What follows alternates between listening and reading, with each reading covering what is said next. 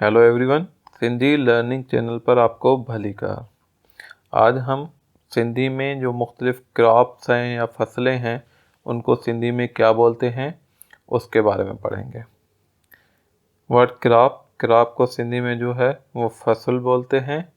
Rice अगर product की form में हो तो उसको चावल बोलते हैं, और अगर ज़मीन में काश्त किए हुए हो तो उस टाइम कॉमन टर्म सारियों बोलते हैं। ठीक है, चावल भी बोलते हैं, लेकिन काश्त के वक्त ज़्यादातर जो कॉमन टर्म है वो सारियों बोलते हैं। वीट को सिंधी में कणक बोलते हैं। शुगर कैन को सिंधी में कमंद बोलते हैं। काटन को जो है वो कॉमन टर्म जो प्रोडक्ट है उसको जो है वो कपह बोलते हैं। लेकिन अगर ज़मीन में लगाई हुई हो, काश्त की हो, तो काश्त के वक्त उसको फुट्टियों बोलते हैं। तो वो कॉमन टर्म जो है ना, काश्त के वक्त जो है वो फुट्टियों है, वरना जो है वो कपह बोलते हैं।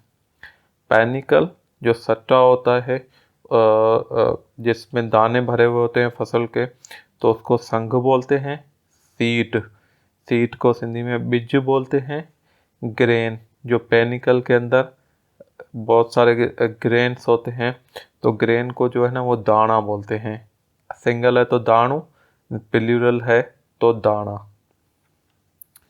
अब ये चावल की फसल लगाई हुई है, तो इसको सिंधी में कैसे बोलेंगे? सिंधी में बोलेंगे ही सारियों पोख्यल आहिन। ये चावल लगाई हुई है, काश्त की हुई है, तो सिंधी में बोलेंगे ही सारियों पोख्यल आहिन। ही सारियों पोख्यल आहिन।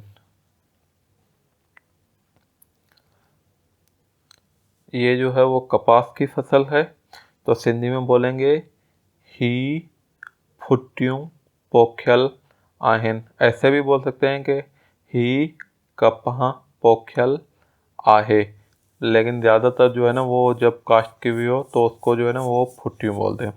तो ही फुट्टियों पोख्यल आहिन। ये जो है ना वो एक जो क्रेन्स का पूरा जो क्लस्टर है, इसको एक को जो है ना वो इंग्लिश में जैसे पैनिकल बोलते हैं, तो सिंधी में इसको संघ बोलते हैं। और हर ग्रेन को जो है ना सिंधी में एक दाणु, और प्लूरल में जो है ना इसको दाना बोलते हैं। ये गन्ना है तो इसको बोलेंगे ये गन्ना है, तो सिंधी में कैसे बोलेंगे? ही कमंद आहे। गन्ने को या शुगर केन को जो है ना सिंधी में कमंद बोलते हैं। ही कमंद आहे। मेहरबानी।